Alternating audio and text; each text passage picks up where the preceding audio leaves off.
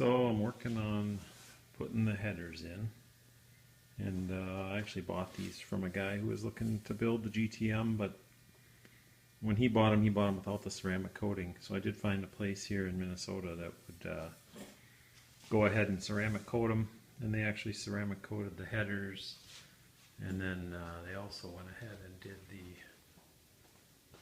the rest of the exhaust, the cats, and then I guess they're glass packs or steel packs, and they did all that for $425. So I thought that was a pretty good deal, and it turned out pretty nice. They did a nice job. So, but anyway, I'm looking to get the headers into the car, so I thought I'd go ahead and throw some new spark plugs in. So I went ahead and threw those in and just did the AC Delco plugs.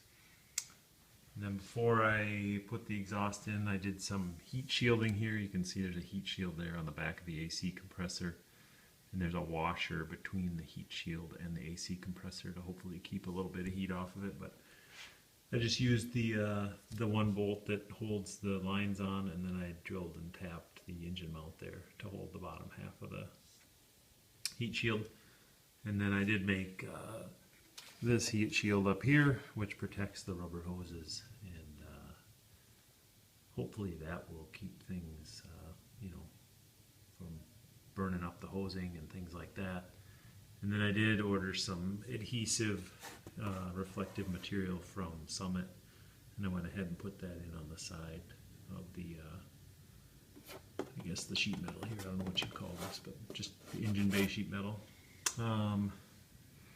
And then I don't know if you can see real well. I'll try to move the camera down here, but I've got the wiring I drilled and tapped into the engine block right here on that's the cylinder, back of the cylinder head, and then I went ahead and wrapped those wires. This is actually a product from McMaster Car, and so I wrapped the wires with electrical tape, and then I wrapped them with some fiberglass, and this stuff is kind of like moldable. So you can, I kind of slid it open like you would standard corrugated wiring, and then went ahead and wrapped it around and just kind of scrunched it down, and it actually I think turned out pretty well. Pretty dark in here, so you can't see a whole lot, but anyway, just getting all that ready so that I can get the headers in and not have to dive back in there. So yeah, I guess that's about it for the heat abatement. Oh, there's one more thing, I guess. On this side, I've got my clutch line coming down, and there's a little bracket here that I've welded on the frame for the clutch line. And then I do have a heat shield over the clutch line where the headers come real close. And you can see I did the same thing for the alternator wiring there, just trying to protect it from the heat. And I'll get some stuff on the shift cable and whatnot, but anyway, for protecting it from the headers.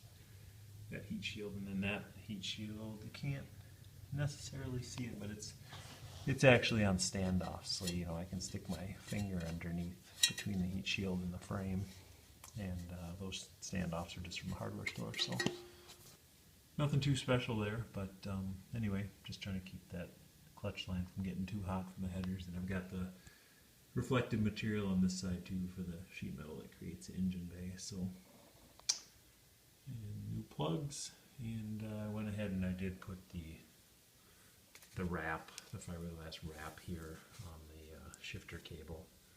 There's some brackets that I made.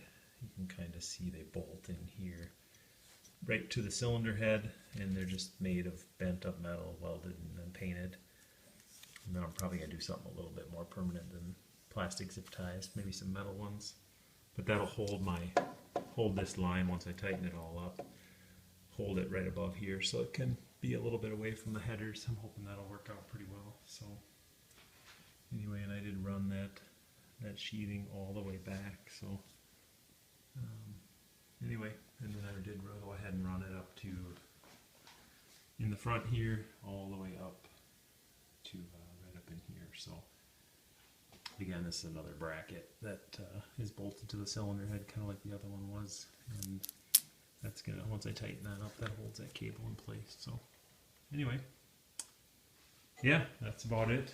I'm gonna hopefully get the headers in tonight, and yeah, keep moving forward.